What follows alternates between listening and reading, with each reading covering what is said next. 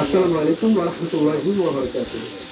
দেশ এবং প্রবাস কেন্দ্র যারা এই মুহূর্তে আমাদের ভিডিও দেখতে পাচ্ছি সবাইকে স্বাগত জানাচ্ছি। আমরা বাঁশখালী কচুরি ইউনিয়ন থেকে আমরা আপনাদের কাছে এই ভিডিওটা নিয়ে এসেছি। আমরা এই মুহূর্তে আমরা যেটা দেখতে পাচ্ছি এটা হচ্ছে বাঁশখালীর একজন কৃতি সন্তান কচুরি আমাদের পুরো বাংলাদেশের একটি গর্ব। আমাদের প্রিয় কবিরুজ্জ্বলী আশির ভাইয়ের আজকের একটা বিমান, এতদিন আমরা যেটা বিমান উড়িয়েছিলাম সেটা হচ্ছে ব্যাটারি চালিত। আজকের বিমানটা আমরা সরাসরি ইঞ্জিন চালিত একটা বিমান এখানে আমরা উড়ান করবো। সেই বিমান নাম হচ্ছে সেসনা 128। এই বিমানটা আমাদের প্রিয় কবিরুজ্জ্বলী ভাই আশির এই বিমানটা আমাদের উড়িয়ে দেখাবেন। যে দর্শকবৃন্দ আপনারা অবশ্যই দেখবেন এবং জানবেন আমাদের এই চ্যানেলটাকে অবশ্যই আপনারা সাবস্ক্রাইব করবেন নতুন নতুন আপনার ভিডিও পাওয়ার জন্য। আপনারা সবাই যে বিমানের নাম হচ্ছে বাংলাদেশের প্রথম বিমান সেসনা 128। সেই বিমানটা মাটি থেকে আকাশে হবে। আপনারা সকলে চোখ রাখুন।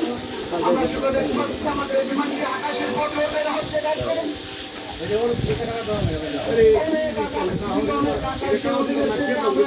দেখতে পাচ্ছি সেই বিমানটি প্রশিক্ষণ বিমানটি আকাশের পথে উঠতে হচ্ছে। আমরা প্রচুর দর্শক এই মুহূর্তে আছেন, তারা সবাই দেখতে পাচ্ছে আমাদের এই বিমানটি। আমরা সকলে দেখুন এই বিমানটা আকাশে অনেক জমে উঠেছে। আসসালামু আলাইকুম প্রিয় দর্শক ভাই, আমরা দেখছি এই মুহূর্তে আমাদের সেই সেসনা নামক 128 প্রশিক্ষণ বিমানটি অনেক আকাশের পথে উঠে গেছে। প্রচুর দর্শক আমরা দেখতে পাচ্ছি এই বিমানটা দেখছেন একদম হচ্ছে আবার আকাশের পথে উঠে হচ্ছে। আমরা দেখছি বাঁশখালীর কৃতি সন্তান কৈশিরীর কৃতি সন্তান। আমি ধরতে গেলে শুধু বাঁশখালী এবং কৈশিরীর না, সারা বাংলাদেশের একজন সম্পদ আমি জানি মনে করি উনি সামনে আরো কিছু তৈরি করবেন। আমরা এই বিমানটি দেখতে পাচ্ছি, এই বিমানটা আগে আশীর্বাদ যে বিমানগুলো আকাশে সেই ব্যাটারি চালিত ছিল, কিন্তু আজকের এই প্রশিক্ষণ বিমানটি সম্পূর্ণ ভিন্ন ইঞ্জিন চালিত একটা বিমান আমরা দেখতে পাচ্ছি আকাশের পথে। রিমোট চালিত এই বিমানটি প্রিয় আকাশ ভাই, অবশ্যই আমাদের আশীর্বাদ এই মুহূর্তে বিমানটি কন্ট্রোল করছেন, হাতের পথে আছেন। আশীর্বাদ এই মুহূর্তে সরকার কিছু বলতে পারেন?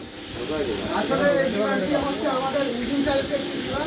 এটি একদম রিয়েল বিমানের মতো অনুভব করা যায়। যখন আকাশের উপর দিয়ে চলা যায় ভালো লাগে। এখন আমরা যে বিমানগুলো তৈরি করেছি সবগুলো মোটর চালিত বিমান ছিল, যেগুলো ব্যাকআপ অনেক কম ছিল, 2 ঘন্টার চাইতে বেশি উড়ানো যেত না। তো এই বিমানটি